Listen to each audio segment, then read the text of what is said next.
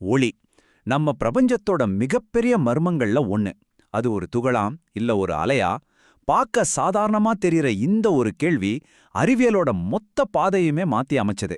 வாங்க அந்த சுவாரஸ்யமான கதைக்குள்ள போலாம்.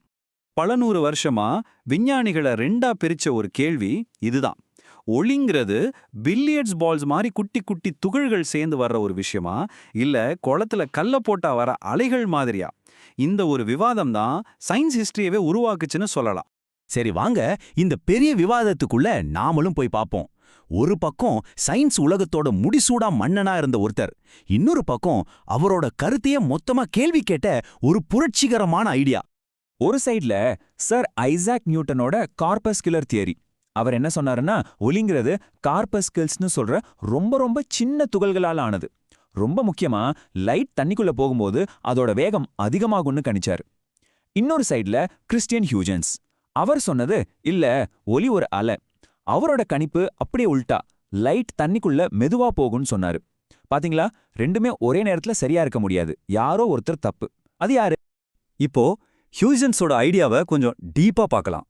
நியூட்டனோட புகழ் சூரியன் மாதிரி பிரகாசிச்சிட்டு இருந்த அந்த நேரத்துல அவரோட தியரிக்கு எதிரா ஒரு குரல் மெதுவா கேட்க ஆரம்பிச்சது. அதுதான் ஹியூஜன்ஸோட அலை கோட்பாடு. அவரோட தியரியை நாம புரிஞ்சுக்கணும்னா முதல்ல வேவ் ஃப்ரண்ட், அதாவது அலைமுகம்னா என்னன்னு தெரிஞ்சுக்கணும். ரொம்ப சிம்பிள். ஒரு குளத்துல கல்ல போட்டா ஒரு வட்டமா அலை பரவும் இல்லையா? அந்த அலையோட நுனி, அந்த வட்டத்தோட விளிம்பு, அதுதான் அலைமுகம். ஹியூஜன்ஸோட ஐடியா இதுதான். அந்த அலைமுகத்துல இருக்கிற ஒவ்வொரு சின்ன புள்ளியுமே தனக்குன்னு ஒரு புது குட்டி அலைய உருவாக்குது. இப்படி உருவாகிற கோடிக்கணக்கான குட்டி அலைகள் எல்லாம் ஒன்னா சேர்ந்து அடுத்த பெரிய அலைமுகத்தை உருவாக்குது. இது ஒரு செயின் ரியாக்ஷன் மாதிரி அலைய முன்னாடி தள்ளிக்கிட்டே போகுது. இதுக்கு பேர் தான் ஹியூஜன்ஸ் தத்துவம்.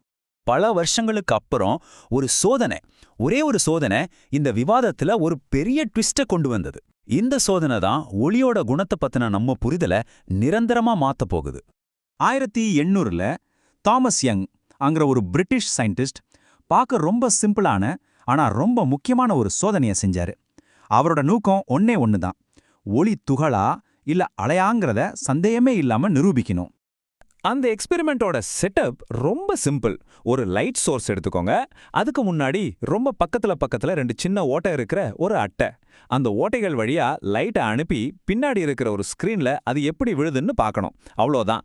ஆனா இந்த சிம்பிள் செட்டப்குள்ள தான் ஒளியோட பெரிய ரகசியமே அடங்கியிருந்தது. இப்போ யோசிச்சு பாருங்க, ஒளிங்கிறது குட்டி குட்டி பந்துகள் மாதிரி துகள்களா இருந்திருந்தா என்ன ஆயிருக்கும்?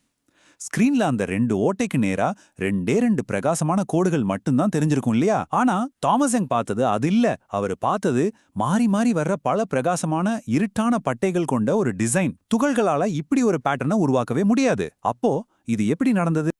இந்த ஆச்சரியமான பேட்டர்னுக்கு காரணம் இன்டர்ஃபியரன்ஸ், அதாவது குறுக்கீட்டு விளைவு. அந்த ரெண்டு ஓட்டைகள்ல இருந்து வர்ற ஒளி அலைகள் ஒன்னோட ஒன்னு மோதுது. சில இடங்கள்ல ரெண்டு அலைகளும் ஒன்னா சேர்ந்து அதோட வெளிச்சத்தை அதிகமாக்குது. அதுதான் இந்த பிரகாசமான பட்டைகள். சில இடங்கள்ல ஒரு அலையோட மேடும் இன்னொரு அலையோட பள்ளமோ சந்திச்சு ஒன்னோட ஒன்னு கேன்சல் பண்ணிடுது. அங்க இருட்டு உருவாகுது. அதுதான் அந்த இருட்டான பட்டைகள். இந்த மாதிரி ஒரு குணம் அலைகளுக்கு மட்டும்தான் உண்டு. இந்த டபுள் ஸ்லிட் எக்ஸ்பெரிமெண்ட் ஒரு பெரிய கேம் சேஞ்சர் தான். ஆனா கதை இதோட முடியல. ஒளி ஒரு அலை தான் சொல்றதுக்கு இன்னும் நிறைய ஆதாரங்கள் கிடைக்க ஆரம்பிச்சது.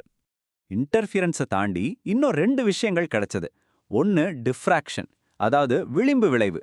லைட் ஒரு தடையோட ஓரங்கள்ல போகும்போது லேசா வளைஞ்சு போறது. இன்னொன்னு போலரைசேஷன், அதாவது முனைவாக்கம். இது லைட் அலைகள் எந்த டைரக்ஷன்ல அதிருதுங்கிறத பத்தினது. இந்த ரெண்டுமே துகள்களால விளக்கவே முடியாத அலைகளோட ஸ்பெஷல் கேரக்டர்.